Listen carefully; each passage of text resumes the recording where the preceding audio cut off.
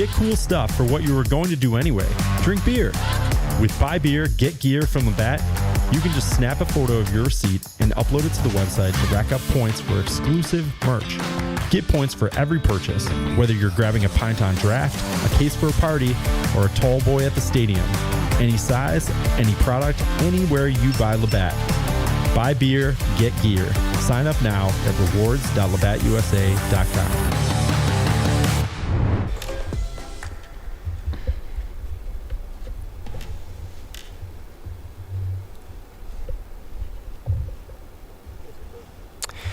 And it's a live hour of Newhouse afternoon here inside of Newhouse. Thank you so much for joining us. 3 o'clock on the dot on this Friday, February 5th. QSportsTalk.com, ESPN Radio, Syracuse 97.7. Josh Rajanov joined alongside Izzy C. Izzy, it's great to be just back in the studio and just talking. Yeah, it's been a year since we came back, since we've been in the studio. So and it's our first chance to talk ball together. Exactly. Izzy and I, we've been friends since like freshman year. We always talk ball with each other. Yeah. So it's great just to be able to I guess publish it a little bit. Hey, let someone hear our kind of stupid talk. Yeah, exactly. Josh and I, like you said, go way back freshman year, always seem to get into these lively sports debates. So now we actually have the platform to do so. But yeah, to get started, men's basketball tomorrow, going up against UVA. Yeah.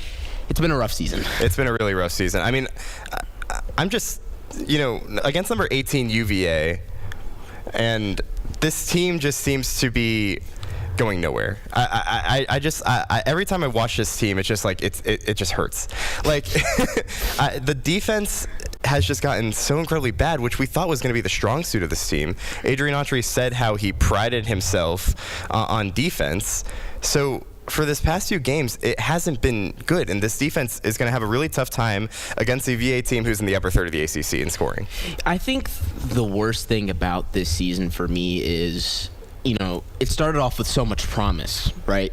Start the year, you play Houston very, very tough in the Players' Championship tournament, or the Players' Era tournament. You almost beat them. If you hit free throws, you honestly win that game. Yeah, free throws. I mean, it just seems like it's always been like one of those things. Free throws. Now it's just the defense and, the offense. Like, nothing is working right. Like, you can never have, it's a light switch thing. It's like one thing goes well, the other thing's not going right. Sometimes it's free throws, sometimes that's bad, but then the rest of the offense is struggling. Sometimes free throws are good, and then the defense is bad. It's just this team isn't consistent enough. Yeah, and just to continue the point that I was trying to make. At the start of the year, the team looked really good, playing well against top competition. Played Kansas tough. The Iowa State game was a little rough, but you come here, you beat Tennessee, who was projected to be one of the better teams in the country. They've kind of that stock has gone way low now. Yeah. They've kind of struggled a little bit. Is that even still a quad 1 win now? I have no idea, but it was a good win at the time, right? We thought, okay, the Orange are back. We thought that, this team could, make a tournament run, be a sneaky team in the ACC. They started off 3-1 in conference play, had the tough loss to Clemson. But, it's just been off the rails since then. And I feel like the worst part about it is that we've seen how good this team can be, but that was 2 months ago. It's February 6th. We have not seen the Syracuse Orange from the start of the season. And at this point, you're really just hoping for an NC State type of run to make it to the tournament. Unless I'm seeing something differently here, Izzy, that's the only thing that's going to keep Syracuse in the tournament hunt. I mean, you have to win the ACC tournament. I mean, you've already lost all of your quad 1 opportunities. I know you have a lot going forward. Saturday or tomorrow against UVA is another quad 1 opportunity, 18th ranked team in the country. But I don't see a world, especially with the way that UVA plays on defense. They're the third-ranked defense in the ACC at over 68 points a game. Yeah, Virginia historically is always a good defensive team. Yeah. This offense is not going to be good enough to take advantage against the UVA team, and get that quad 1 opportunity. I just don't see that happening tomorrow unless anything crazy happens. You need Donnie Freeman to go off, but the question again is going to be how it was all season. Who else is going to step up on this team? Izzy, who is the number 2 guy?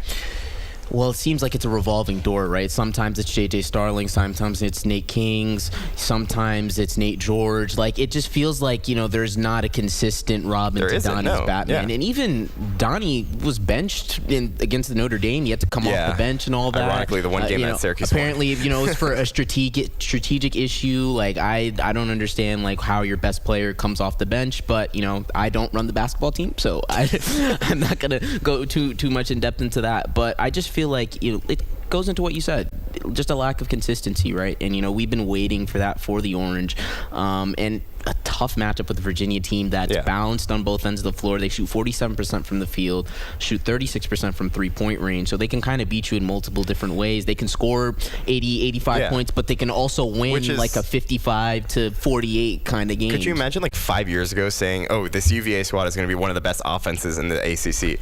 I mean, it's just a funny turnaround for UVA in terms of, we used to think of this team as they're defensive minded. Obviously, they still are.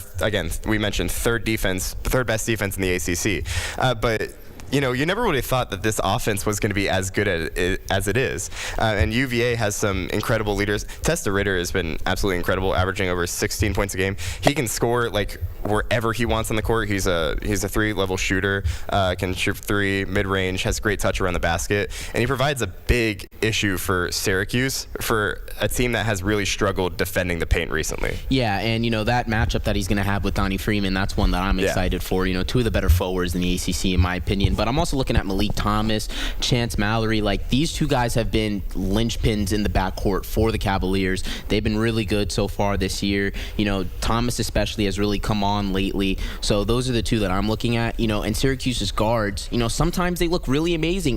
This is a relatively on both ends of the floor, right? Exactly. It's a relatively deep group too. You have Starling, you have Kings, you have George. Kyan off the bench. I know he struggled, but it's not like the Orange don't have options in the backcourt. So I'm looking at which guards can step up against Thomas and Mallory. And I feel like that'll be the difference if the Orange want to pull off the upset. But just overall with UVA, it's one of the more balanced attacks in the ACC. 4 players in double figures. 4 players that are averaging double figures for a Syracuse defense that has really struggled in ACC play. Because again, non-conference play, we were like, man, this defense can compete with anyone. You point to Houston, you point to Tennessee, those big offenses Kansas. Yeah, even Kansas. Those big offenses that Syracuse did a really good job at handling, at least containing a little bit. Maybe didn't win all those games, but contained. Now all of a sudden, Syracuse has allowed 85 or more points in 3 of their last 4 games. The one was the win against Notre Dame. So in their last 3 losses, Syracuse has given up more than 85 points a game. They've jumped to 78 points per game in ACC play. They were at one point the top defense in the ACC. They're all the way down to 9 now. I'm just not sure what this team's identity is. And it used to be defense. Now it's just kind of like, what's going on? Well, I think the North Carolina game, especially since that's the most recent one, defensively they did struggle, but they also bailed out the Tar Heels a lot. The Tar Heels shot 35 free throws. Like, going to the free throw line 35 times. I know, but that speaks to a lack of defensive discipline at the end of the day, right? You have to be able to hang your hat on something, like you said, and they weren't able to do that. You gave up 46 points in the first half, and then you give up another 41 in the second half. I know they kind of came back a little bit at the end there, but that was one of the more fake comebacks that I've seen, just to make the final score look a little bit better.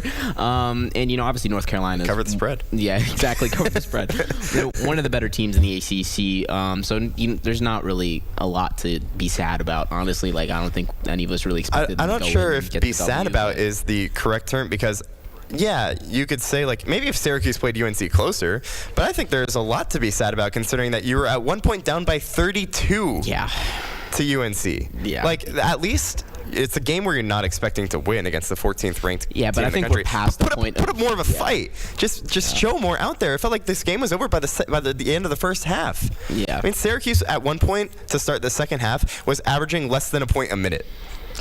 Yeah, it's pretty bad. I mean, just show some pride out there. Yeah. And I feel like that's the issue. It's like, at the beginning of the year, there was all this talk about, like, this team has a lot of, like, edge to it. This team has a lot of pride to it. This team is going to, be scrappy on defense. This team's going to be scrappy in general.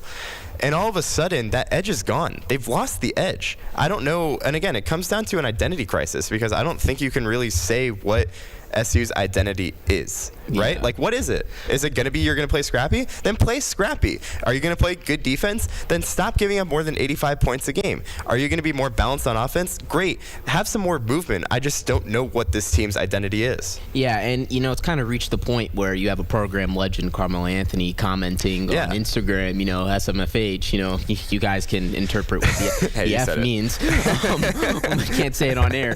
But I feel like that just plays into the frustration that's been building with this program because this was the year. You brought in Kyan Anthony, who's the son of. This was the big year. This was the son of the guy that brought the national championship here over 20 years ago. You brought in Sadiq White, another 5-star recruit. You bring back Starling. You bring back Donnie Freeman. You get a highly ranked transfer in Nate George, who was one of the best point guards in the ACC last year. We haven't really seen much of that this year on a consistent basis, at least. You bring in Nate Kings as well. Like, this team brought in a lot of talent in the offseason, and this felt like, okay, this is Coach Autry's vision. This is this is how he wants his team to be built. And at the start of the year, it looked really good, and then now it's just kind of really fallen off the rails. And honestly, the future of this program is one thing that I'm looking at because I don't want to call for anyone's job or anything. That's not what we should do. It's definitely in question as journalists. But I feel like we have to ask the question: of course, is Coach Autry the right guy to lead this team? I really want to believe it because I feel like the guys love playing for him. I feel like it doesn't look like the team is falling apart on the inside, if that makes sense, from a chemistry. And they've been asked about it too. Exactly. So it doesn't feel like that's happening. And Donnie Freeman as well responded very well to, coming off the bench. Even though he's been the team's best player, he still played a relatively good game against Notre Dame. But they have to turn it around quickly at some point. But it's hard not to question, especially whenever at the beginning of the year, athletic director John Wildhack says, look, we need to be playing meaningful games in March. Yeah. That's the expectation that was set at the beginning of the year. Meaningful games in March. I don't know what the definition of meaningful to him is, but to me, I think that's March Madness. Making the tournament. Exactly. You could say like maybe making a deep ACC run. I'm not sure if that's going to, really solidify things, but I think the idea of meaningful games in March is the March Madness. And Syracuse has a long look up, and it starts tomorrow. It starts against UVA. Yeah, and if you can somehow play close or even sneak away with a win against UVA, I think maybe it increases your chances. But again, any really hopes at an at-large bid right now are pretty much gone. Yeah, and it's like you said, how they finish the season is something that we're going to be looking at because it starts tomorrow against Virginia. Then after that, you play a pretty decent Cal team who's been one of the more underrated teams in the country, in my opinion. Then you have SMU. Then you go to Cameron Indoor, so we know how tough that's going to be because Duke's one of the best teams in the country, arguably a national championship favorite. Go on the road to Wake Forest. You play North Carolina again before that. And then you go on the road to Louisville, who, they've struggled with injuries a little bit, especially with Michael Brown. But, this is still a very good Cardinals team. It's just a tough schedule outlook. It is. It's a really tough schedule outlook. You play 4 ranked opponents to end the season here, and 3 of them are on the road. So it's a tough ask. It was always going to be a tough ACC schedule, but you didn't have to get it to this point where it's almost like you have to. Boston College. VT. Tough though. Like this loss to Boston College. This stretch was always going to be really tough. Yes. This stretch was going to be tough, which is why those losses against Boston College, against Clemson, Virginia Tech, even Miami, those are very winnable games. That if the Orange had those in their back pocket, we'd be looking at this team very, very differently. And obviously the NC State loss, that was not great, especially in the second half. But if they get like a couple of those wins, maybe we could be like, okay, there's a little more hope to end the season. Like maybe they can sneak into the bubble, make a run in the ACC tournament. But they haven't really given us a reason to believe that. But I'm gonna hold out. You're gonna have to win these games. Yeah, you're gonna hold out a little bit of optimism that they can finish the season strong. Yeah, and that's all you can ask for, getting some momentum going forward. It starts tomorrow against number 18 UVA. What's it gonna take to for SU to get the win? Miracle. No, but on a real note, you're gonna have to make Virginia one-dimensional, right? Because they can beat you in multiple different ways, but in my opinion, I feel like the one way you can pull out the victory is how are you gonna neutralize DeRitter, right? He's been their best player. He's kind of, he is their offense. Everything runs around him. And I know I mentioned Thomas and Mallory, but I'd much rather have them beat me than DeRitter. So what are they going to do defensively to win this game? And then offensively, you have to play smart, limit the turnovers, take smart shots, and just play within the flow of the game. Don't force things that aren't there. I feel like that's just with that. I think it comes. Who's going to be the guy other than Donnie? Yeah.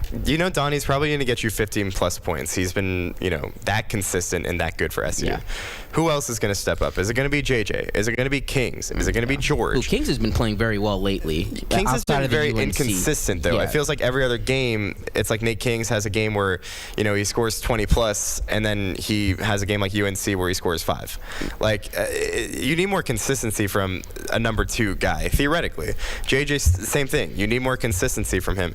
So it'll be interesting to see what happens tomorrow against number 18 UVA. Good chance for Syracuse to build some momentum. But how about a team that has been building momentum? This Syracuse women's basketball team might be the best team on the hill. We'll talk about it next on Newhouse Afternoon. Beautiful. We clear? Yes. Cool. All right. Beautiful. Was your headphones like... Yeah. Okay, I wasn't sure because we had like halfway through the block we had like some sort of like ad playing in the back. I had it too. Yeah, and then I started hearing you. Yeah. Oh, okay. No worries. we're all good now. Thank you though. But do you have like a delay in your ear? Yes. Yeah. Okay. Cool. Yeah. That was the thing last semester too. Okay. I don't remember that, but okay. It's like normal. It's fine. Okay. Yeah. So 3:18, 3:30. We're on time. Good. I thought that was good conversation. Yeah, that was good conversation. I'll bring this in. Do you want to do the read? Yeah, I can do the ad thing. Yeah. Do we have to do the ad thing still, right? Hello. Okay.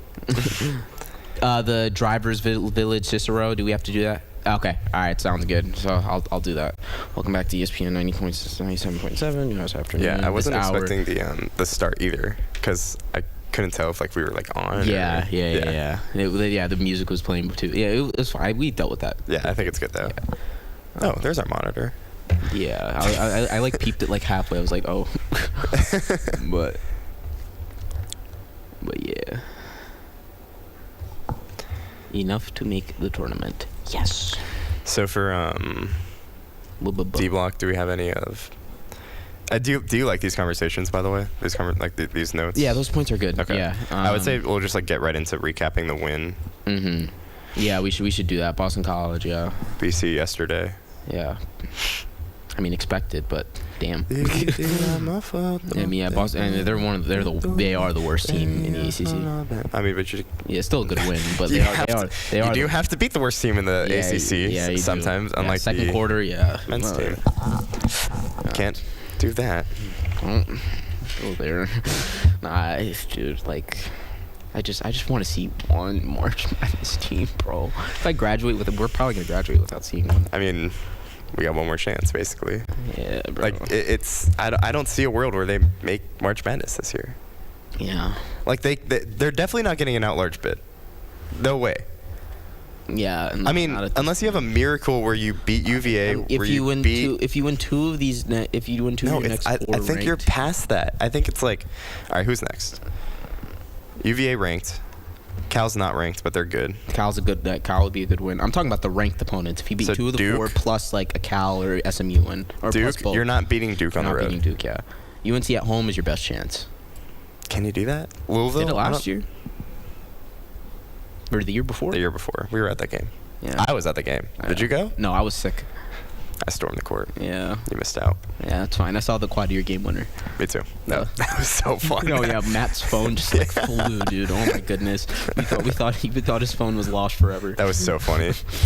That video is awesome. Yeah, it's actually yeah, that was a fun time for sure. That was a good time. I mean, and then you play Pitt like again. Pitt's and then you just have to hope you like. I don't think beating UNC, Louisville, and Virginia at this point, because that's a far stretch in itself. Yeah, to win all 3 of those games or 2-3 of those games. Yeah, you're gonna have to win the ACC tournament. You have to win the ACC tournament. Like you have to.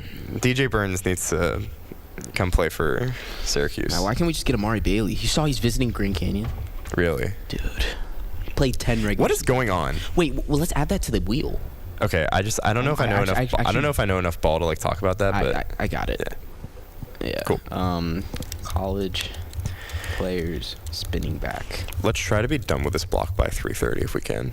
Yeah. And if we're done, maybe, honestly, even a little earlier, I'd be down. So, because I want to kind of the Super Bowl because we're the last show of the week. That is true. So we should probably talk about the Super Bowl more. Yeah. So we'll make this a shorter block. Yeah, like 3:28. I'm fine with that. Yeah, something like that. All right, boom. 3.1. Watch live on QSportsTalk.com. Tomorrow's broadcasting stars today. Broadcasting live from the campus of Syracuse University. This is Newhouse Afternoon. Welcome back to ESPN 97.7 Newhouse Afternoon. This hour of Newhouse Afternoon is powered by Drivers Village Cicero. Go to dvoffers.com for more information. I'm Izzy C. Josh Rajanov.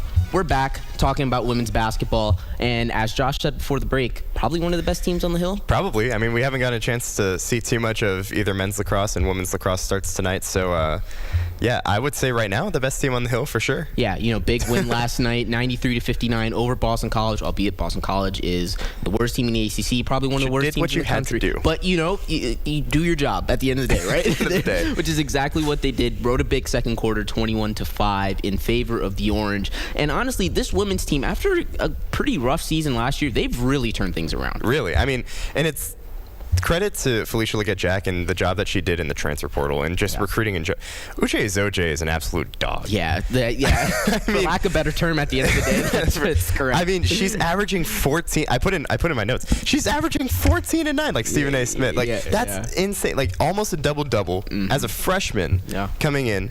I mean, this team is just so balanced offensively, and I think we really saw that yesterday against BC. 4 players in double figures. I mean, Zoje, she had 18 and 8 yesterday. It's absolutely incredible. 22 minutes. Yeah, and Dominique Darius in double figures. Layla Filia finding her groove again after missing a game with an injury. So this team, and I think the interesting part is last year's leading scorer, Sophie Burrows, I feel like hasn't even really hit her stride yet. Like I feel like there's, especially on this offensive end, there's room for improvement with Syracuse women's basketball, and I think if you're Leggett-Jack in this Syracuse squad, like you have to be so happy with how this season has started, and it's credited to SU because they're receiving votes in the poll. It got 5 this past week. Yeah, I mean 19-4, 9-3 in ACC play. It's been a really encouraging season, and as you mentioned, the transfers. Layla Filia, Dominique Darius. They've gotten, and deservedly so, all the shine this season. They've been 2 of the best players in the conference. Or obviously Syracuse's 2 best players as well. I just think their ability to as Filia especially, very patient, right? In terms of getting to their spots, scoring, playmaking, whatever it is. Darius more of a playmaker than Filia is. Filia kind of plays more of that 2-guard role.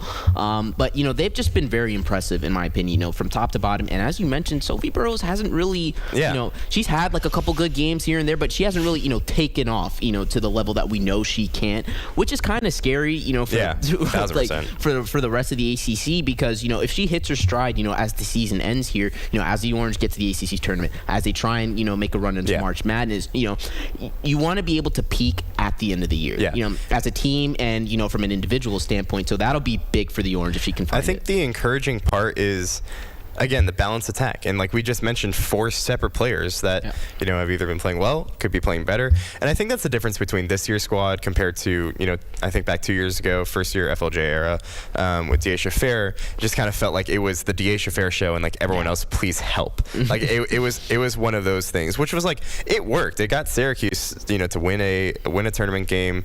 I remember I was watching, played UConn fairly well. Yeah, like I thought there was a chance UConn. Paige Becker's UConn at UConn too. Like that, play them all. But it was the D.A. Fair show. Yeah. Last year, it was the Georgia Woolley and Sophie Burrows show. And it felt like a lot of like individual basketball. Yeah. This year, it's so much more balanced because team-oriented, ball's moving, inside, especially with his OJ, does such a good job on the interior, has great touch around the glass. And then you can go outside with Layla Felia. Sophie Burrows is still a sharpshooter. And how about Maddie Potts? Yeah, 4 threes off the bench. Yeah, 12 off the bench. I mean, playing that kind of like six-man role, like, first person off the bench, like you have to have that. I think the biggest area of growth for this team is like who is kind of like that first one off the bench. Yeah, and Maddie Potts kind of showed that yesterday. Yeah, and you mentioned the bench. I kind of want to look at the unit as a whole. This is a deep team. There's a lot of playable players that can be in the rotation for Coach Jack. Jasmine Cooper, she started a few games this year.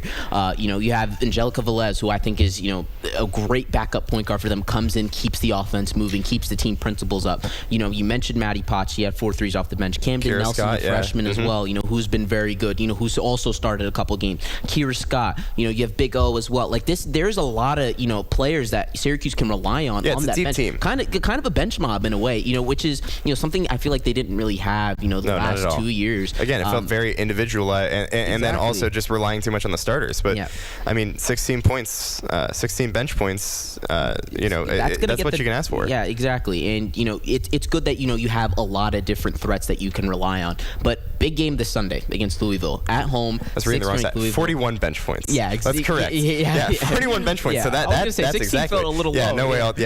41 bench points. That's really good. Yeah, that's gonna win you a basketball game 9 times out of 10. Yeah. But as I mentioned, big game against Louisville this Sunday. 6th ranked Cardinal, been one of the best teams in the country this year. What are you looking for from Syracuse in that game? I mean, I think it's just more balanced attack, and I think like the biggest issue in these ranked games it's just been the offensive consistency. It's you need all, I guess, 4 of those, double figure averaging scorers to be at the top of their games, right? OJ has to be big inside. We mentioned averaging over 14 points a game. Layla Felia needs to, dominate the ball and make the plays that she's been making all year. I think against UNC, again, like she was coming back from injury, and that kind of like led to the loss in that one.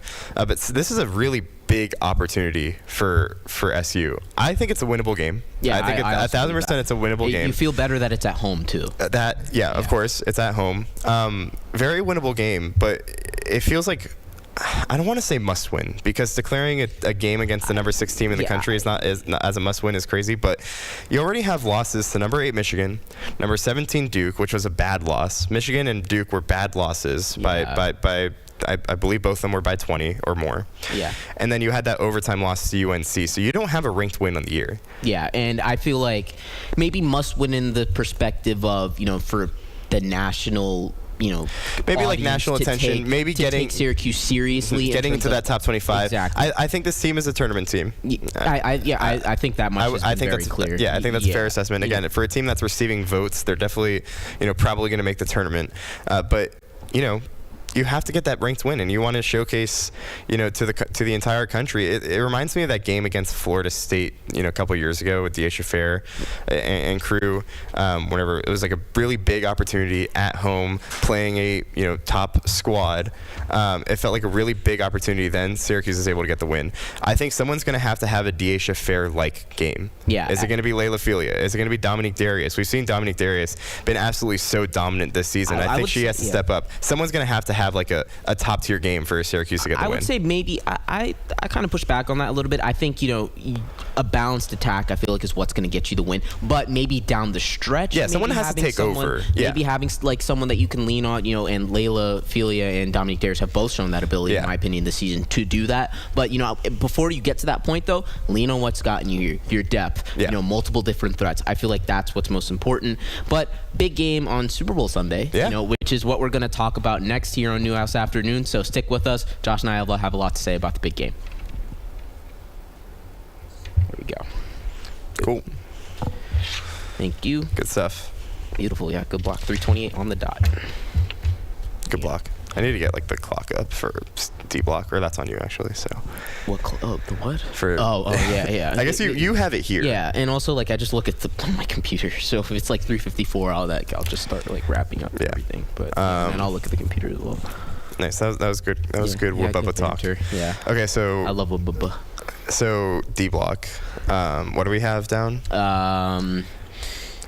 How far will men's lacrosse go? Expectations for women's lacrosse, new coach, and will they be UMD? What song will Bad Bunny open with? NBA put it in All-Star the format. Thoughts on 6 more weeks of winter and college players spinning back to the NBA. Okay. Yeah, I'll put it in the duck. Cool. And then I'll put in. I don't know why it came out like that, but put it right here. Te quieres divertir con encanto, con primor. No, it's gonna be. Bro, I wanted. Solo tienes que vivir un verano en Nueva York. What are you doing? I'm trying to get rid of this highlight. Whatever. The fuck? Why is it like that? Yeah, yo. Yo, you can't be doing that. Yeah, come on, man. Sorry, I forgot we stream on Twitch too over the breaks. That's my fault. Apologies for that. It's fine. We should be good. Why is it like that though? Why is I have no idea. I just literally copy and pasted it from the wheel, so it doesn't matter. Like at this point, we can see it. I'm gonna be spinning it anyway. That's true. Yeah, so I'm gonna spin it like this, and then we'll see. Like you'll go first since I do it, and then go. Oh, I fixed it. Hold on, I'm just better at. Good. Nope, never mind. Nope, you didn't. Did not. Did not. Wait, Luca hamstring? What? No, Pookie.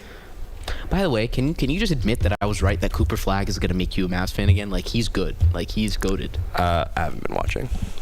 He's averaging 37 in his last 3 games. If you care. I know. Care. I don't know if you care, but you should. Great. Care. It's great. It's not just the Mavs. I don't watch the NBA. Nico's gone, bro. I don't watch the NBA anymore. You need to get back into it, man. I just like. Your team's gonna be good in 3 years. That's great. I'll watch it in 3 years. I'm still in a grieving period, dude. I don't think you understand. Like, Luka was the one who got me into basketball. Like, I know, like, I got the tail end of Dirk, and I was a Mavs fan during the end of the Dirk era. But if there was a guy who really, like, said, like, I was always a baseball, football fan. Mm-hmm. And then 2018, Luka got drafted. I was like, okay, I'll watch this guy. And then he's the one who really got me into basketball. Yeah. Like, it's fair. No, I understand, the feeling of loss, All right, don't even compare the two. Well, it's not in terms of that. The two. But like, I'm talking about the love for the player. I'm not talking about the ability. We should add that in. What? Let's add that in. What? Darius Garland versus Luka Doncic. Is it a comparable situation? In terms of what? No one said it was comparable. I was saying in terms of like. Just wanted to make sure. No, I was saying in terms of like I know what it feels like to lose a player you actually really, really loved or liked. It just sucks, man. At least for Darius, like it's different because when he first got in, like he was literally the worst player in the league, and then you see him develop into like an all-star. That's fair. So like it's from that perspective. No, watched him grow. That's very fair. And then like, no, I'm not disagreeing with you. I think you're valid. Like, obviously, like I know how you feel. Yeah. But I'll get over it at some point. Like you still have a competent team. That's what I'm gonna say. You guys will be competent in 2 years. 3 years. But watch Cooper Flagg enjoy it. Okay, like I definitely like. I see the clips. I enjoy it. Like I'm also like too busy to sit down and watch like Mavs games. I mean, yeah. If you're going nowhere too, like you guys aren't going to the playoffs or anything. Yeah, exactly. So. But again, like when you have a guy who's like ripped away from you, who was the one who got you into basketball in the first place. Dude, I remember that night. Like, bro. Me too. Dude, I was literally getting ready to go to bed. Like, I was like, this is gonna be the one night this week I go to bed early and everything. Didn't go to bed early. Sports talk shows on QSportsTalk.com. Tomorrow's broadcasting stars today. Broadcasting live from the campus of Syracuse University. This is Newhouse Afternoon. Still here, Newhouse Afternoon, ESPN Radio, Syracuse 97.7, QSportsDoc.com alongside Izzy C. I'm Josh Rajnov, talking all things Super Bowl for the next few minutes. And, we mentioned a few of the big games that were going on this weekend in the world of Syracuse. How about in the world of sports? It's finally here. Super Bowl Sunday is this weekend. How excited are we feeling? Look, I definitely feel excited, but I just feel like, and correct me if I'm wrong, I just feel like this football season went by really, really fast. Like, it always does. Okay, we can have this debate every single time. No, but I feel like this year especially, no, come on. It went by faster, than that. But, Seahawks, Patriots, 10 years later, 12 years later? Or was it 2015, right? Yeah, so 11 years. 11 years later. 11 years later. The rematch, and now we can see if the Seahawks can finally put the debate of should they have ran the ball or should they have passed it. We'll see if they can put those demons to rest. We'll give some lines. We'll talk ball, and then at the end of this few-minute stretch, Izzy and I are going to give our predictions. But let's start with some betting lines. Yeah, because now sports is all about betting, apparently. Seahawks 4.5-point favorites. The over-under line for points is 45.5. So overall, Izzy, expecting a low-scoring game, and I kind of agree. I think, Seattle has that high-powered offense. We saw against the Rams. The big caveat is which Sam Darnold are you going to get? Yeah. And I think the encouraging thing, a lot of people are riding Seattle. And I get it. Like, Seattle's the hotter team. Seattle, I feel like in terms of like the, moxie of this game has a lot more to play for.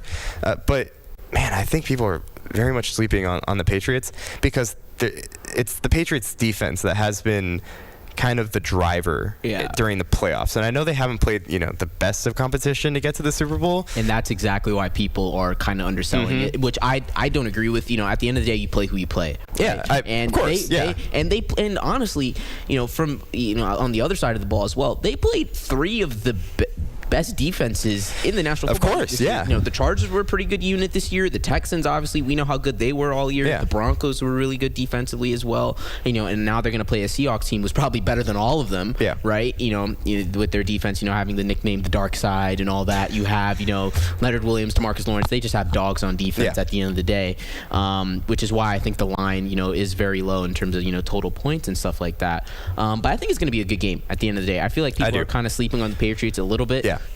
I don't think Seattle's going to go in, march in, get a 43-8 kind Super Bowl win like they did 12 years ago. I don't think that's going to happen. No. I think this is going to be a close game to the end, and I think agree. It's going to come down to which quarterback can make the big play at the end. Is it going to be Drake May? Is it going to be Sam Darnold? I feel like that's what this game's going to come down to. I think the big concern too was, and not to bring up bad memories, if you guys don't know, Izzy is our in-house Broncos fan.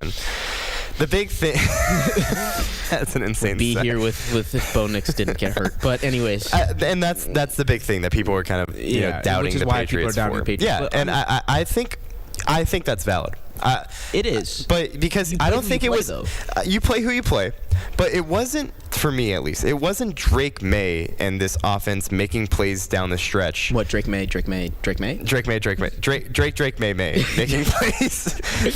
down the stretch. In that Broncos game, and obviously it wasn't just the Broncos had the best defense. It was the elements. It was that snow was was ridiculous, and like there was a lot of special teams issues that came with that, but I don't know if you have enough on the offensive end for the Patriots to keep up. Yeah, I mean this is Seattle defense, and really outside of the Rams, who are one of the best offenses, if not the best offense in football this year, Seattle has shut down everybody they've played. Everybody they played, and they can beat you in multiple different ways. They can sit back in coverage, and dare you to throw the ball all day. They can get takeaways, that can change the game. They can get to the passer, which I feel like is going to be a big element of this game because that Patriots offensive line, it's very shaky. That was the big issue in the Texans game. Will Campbell got exposed. Even the Broncos game, Drake May got sacked 5 times. It's like if you can get to Drake May, you have a good chance of winning. And it's kind of like we sound a little cliche-ish here because it's like, get to the quarterback, and then on the other end, take care of the football. But I don't think it could be, less true. Literally because that simple. Drake May had issues taking care of the football, especially. I point back to the Texans game because if you think about that game and the way that the Patriots performed in that game, got bailed out by a bad Houston offense. CJ Stroud. Yeah, yeah, of course. Yeah, got bailed out by a bad Houston offense, and CJ Stroud threw a couple pick CJ Stroud gave him a couple of gifts. Gift wrap. You're not like gonna be Christmas morning. Here the ball is right here. Like it's literally right here. Like that was why they won that game. Santa's not coming in the Super Bowl. Yeah, it's February. Yeah, it's February. Santa's left town. Santa's on his break right now. Like I don't see a world where the Seahawks have the same offensive issues that the Texans have. Sure, maybe the Patriots defense can force the Seahawks into, a few 3-and-outs, maybe a turnover here and there, but I think above all else, Seattle's going to take care of the football. I think you know that. Sam Darnold, sometimes he gets a little prone to these interceptions. Sure, but I think you can predict based off the way he's been playing the past few games. He's done a really good job at taking care of the football, and I think that's credit to the Seattle's offensive scheme. I think Sam Darnold is put into a really good situation offensively to where he's not having to put the ball in harm's way. Yeah, and they have the best receiver in football right now, ASN. Yeah. So that helps a lot. Yeah, and I don't see a world where, if you're the Patriots and you're Drake May and you're allowing, Seattle and this, diverse pass rush, as we just mentioned, get to Drake May. First off, Drake May has to take care of the football. There were too many fumbles in that Texans game where really should have probably led to their demise. Yeah, but he did a better job against Denver.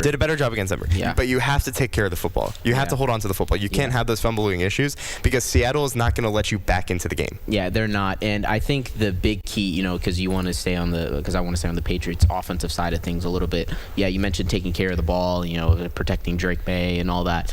I'm looking at the run game too with Ramondre, Travion Henderson, and Seattle's been very good against the run this year. But the Patriots, they have a couple of home run hitters there. Ramondre, can break off a big run. We saw it against the Chargers, with that big reception. And Travion Henderson all year, I just feel like, he's a walking 50-yard gain at any time. Yeah, he can. He hasn't done it in the playoffs, but, that threat is still there. So, can they lean on their run game a little bit, in terms of, taking a little bit off of Drake May's plate? Because this is a very complicated Seattle unit to decipher. And then on the other side, is Kenneth Walker going to be enough to? Yeah, he's been playing really good. He's ever great. Since Charbonnet, wants to be great after fantasy football, but anyway, he almost got last place. I almost got last place. I didn't punish in our league. I did it, but it was close. Is Kenneth Walker going to be able to keep up that play? Mm-hmm. Big question mark. It's always, it was around the Vikings last year, and that led to, the Vikings struggle. And I think no matter how much the play that Seattle has, how good the play Seattle has had, the question mark still remains is what Sam Darnold are you going to get? He's been very consistent throughout these playoffs. He's been very consistent. Yeah. And in the comfort of his own home, though. Sure. Field. Sure. Yeah, it's a neutral site, but still. Neutral site. Yeah. I think it's going to be a lot of Seattle fans, obviously. Yeah. Less travel. Yes. By the way, 49ers fans are absolutely sick. Dude, I would be in shambles. Absolutely you sick. have your division rival. First of all, destroyed them in the divisional round. Not only, and then now they're going to be, there's the potential that they could celebrate on their field. That's always a tough pill to swallow. But I think we're going to get the good version of Sam Darnold. I feel like we will. He's done a good job, throughout the year, and I don't think that's going to change. Which leads to my prediction: 23-17 Seattle. It's going to be low scoring. These are two elite defenses. Which quarterback is gonna be able to not put the ball in harm's way, all that. And again, like you said, cliche and all that, but football is a game of cliches, I feel like, at the end of the day. Mm-hmm. And I think it's going to be low scoring, and it's going to be a tough game on both sides. Similar from my end. I have 24-20 Seattle. Mm-hmm. So we both took the under for you betting heads out there. I think it's valid too. I have 24-20 Seattle. I think Seattle takes the lead with a few minutes left, and I think it's going to come down to if Drake May. Wow, you're like writing the last chapter of the book here. I think it's going to come down to look. I honestly could see this becoming a game where it's going to come down to who has the ball last. Mm-hmm. I think I trust Seattle more than I do than I do the Patriots. If I'm being honest, I think if it comes down to that, I trust Seattle more because who do I trust more? Who do I trust getting the ball more? Drake May. No, I'm kidding. I'm not thinking quarterback. I'm not thinking quarterback. Offensive unit. I'd rather have JSN as my number one guy, who you can trust that's going to make a play, get open, than I know Stephon Diggs has been really good. He's been really good. But I think if you're Seattle, you can kind of eliminate Stephon Diggs, and it's kind of like a who else situation. I know, like, Booty stepped up. Like, he's been really good for... You have Hunter Henry as well. Hunter Henry. But I think overall, as a unit, I like Seattle more. And I think if it comes down to who has the ball last, I like Seattle's scheme. I like Sam Darnold playing in hurry up. I like Seattle in that situation. But more specifically, if it comes down to...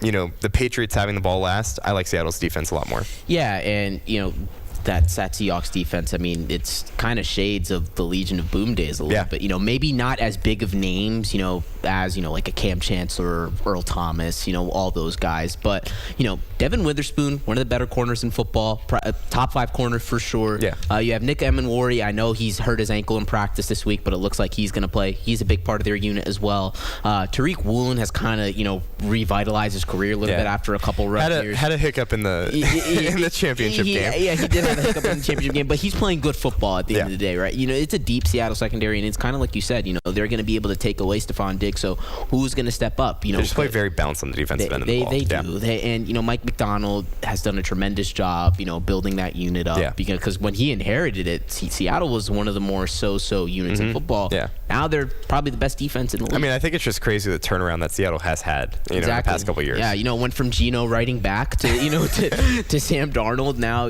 having a great year. But, really excited for Super Bowl Sunday.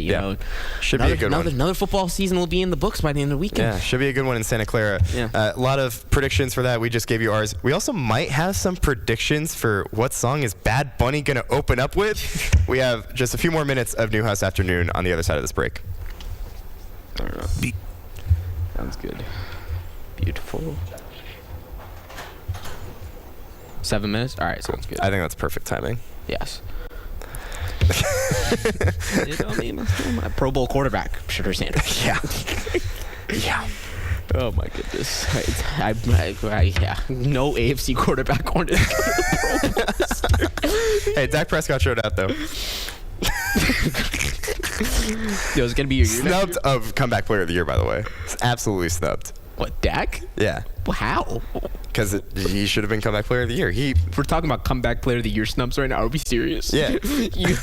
you really just want to leave here with something, don't you? Dude, please. Yeah, it's been a rough 6 months for you. Can I just have a good... no Micah, no Luca. Stop. Man, I'm sorry. No, I actually don't wish that on anybody. No, it's tough. It's tough, man. Micah, I'm not even like that sad about it anymore, if I'm being honest. Yeah. Like, obviously, like... You guys need to stop the runs. Yeah. Wait, how was your run defense this year? It actually wasn't bad. Bottom 10, I think, right? Still? I mean, that was mostly from the beginning of the season, though. Before Quentin Williams came in. I'm gonna... Dude, just stop. Just stop, dude. How about them Cowboys? Man, I just want a good football team. I miss being in the playoffs. I miss... Do you, though? Because, I mean, you've kind of pushed your play back to... Can this block start, please? Can we expedite this break? No, like, I won't make fun of you, like, for the Mavs or, like, the Rangers or whatever. The Cowboys, when it comes to Dallas, like, I'm sorry. Like, I'm going to take my shots when I can. No, we deserve it, too. So funny. It's so funny. The other day, whenever you gave me that stray for, like, remember, like, the changing flights one? Oh. That was... I'm sorry. That hurt. No, because, bro, we were watching the game, and I was like, damn, bro, Josh really changed his flight to C40. And it kind of like, dude, it like, my travel plans were like messed up after that. Because the next day, because I was supposed to fly out that Sunday. Yeah. The next day, it was like a big 1-inch ice storm in Texas, which, is like a... it's like a national disaster. Yeah, exactly. Yeah. So I booked myself a 6 a.m. flight out of Dallas the next day in hopes to, like, get out. Mm-hmm. And I gave myself a 4-hour or so layover to get to Syracuse through Charlotte. Mm-hmm. We were delayed like 5 hours. And I had to it was a miracle that I even made it out. Like, to be honest, it was a miracle that I even made it out of Dallas. Yeah, I forgot. Yeah, storms and all that too. Yeah, but I made it. I got to Charlotte, and then once I got there, like, I just had to be lucky, basically, and like wait until once the Syracuse seat opened up and got there. After like a couple rounds of me trying to like talk with customer service and stuff like that, I finally got a seat back to Syracuse. So I was shocked that I even got back to Syracuse in the first place. But that was the most, I think, I saw a trend on TikTok the other day. It was like, what's the most soul-crushing loss? Mm-hmm. I think other than Game 6, 2011, that was by far the most soul-crushing loss. Oh, the Rangers. Yeah. Really? Yes. Jared Cook wasn't worse for you? Because I remember leaving that game. Like, I was there. The Jared Cook catch happened right in front of my eyes. Yeah. I remember leaving that game, and I go to my dad, and my dad says, the future's bright. And here we are in the future. Yo, speed. I think the I mean, at the time it was, to be fair. I think that was a very that was like a one of those like we gave it our all like type games. You know what I mean? Yeah, like it's just Aaron Rodgers. It was Aaron Rodgers just beat us. I think the most frustrating loss was the wild card. To the Niners. The first one. The one where Dak the QB draw. The QB draw. That was the most frustrating one. Because man, Jimmy G. But yeah, that was like one where I'll be like, okay, like Dak played horribly in that game. Yeah. Actually, no, Dak didn't play horribly in that game. He just didn't do enough. I feel like Dak's like playoff like struggles are overblown. It's just like he hasn't played amazing, but he hasn't played bad either. Yeah, I agree. Like except for the first half of the Packers game, that was bad. Yeah, that was he stat padded in the second half. But I will say like that wasn't all his fault though. The defense played horribly. Yeah. All right. Yeah. Spin this wheel. Let's do it. Watch live on QSportsTalk.com. Tomorrow's broadcasting stars today. Broadcasting live from the campus of Syracuse University. This is Newhouse Afternoon.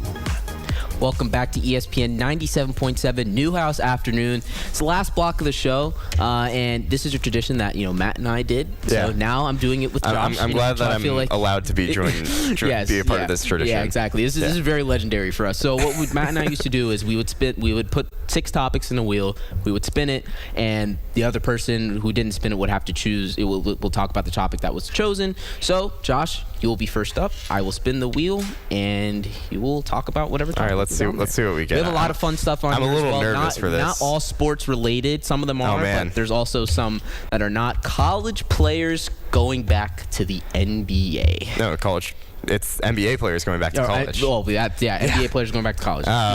Yes, the topic that I.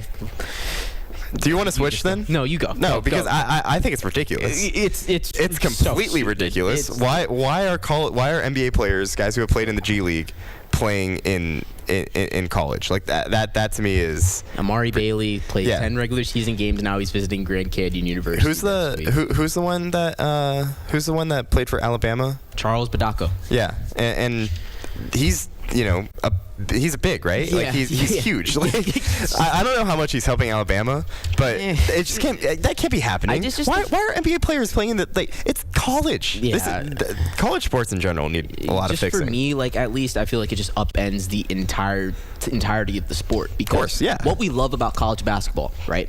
These unsung heroes coming in, not recruited, played junior college, came to D1. Now that's going to be gone because all of a sudden these coaches will be like, oh my God, I could just get this guy who played for the Cleveland Charge like last year. Like, I mean, what's there to say that come back and play for my program? What's there to say that LeBron James never went to college? LeBron James has eligibility. It's not ridiculous. This is completely hypothetical now. But Syracuse question mark? Yeah, I mean, would that would be fun? Like, hold on, this now we're off the rails here. So this is completely hypothetical. Yeah. If you put LeBron, let's say in 2 years once he retires, which. I hate that I just put that out there. But in 2 years, once he retires, do you think 2 years from now LeBron could carry an NCAA team to a March Madness championship? I feel like the answer have to be yes, right? Like maybe. Do you think LeBron at 40? How old is he now? 43. Do you think LeBron at 45 could take, what's the lowest level college NCAA team? You think you can take Kent State too?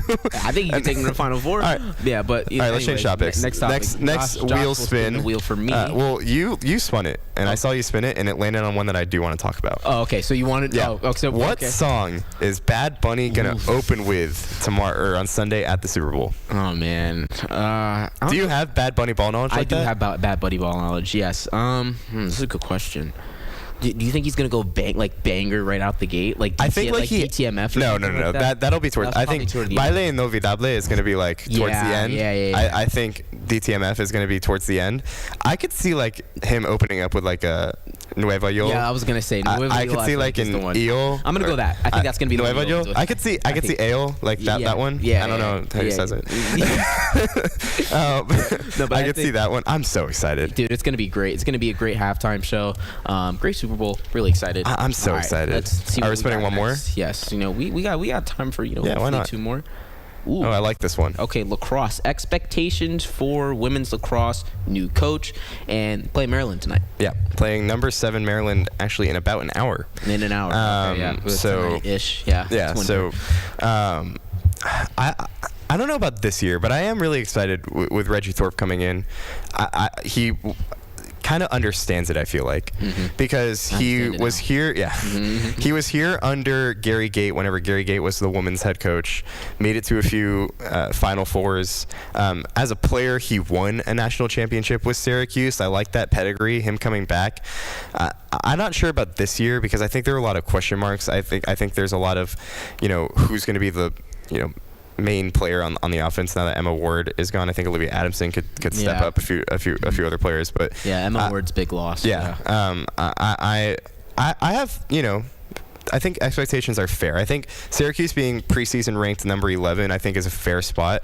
And Reggie Thorpe said in his presser this week, look, like we have a lot to prove. I think it's perfectly fine where we're at in the rankings. I think it makes sense based on the way that Syracuse ended last season compared to like now.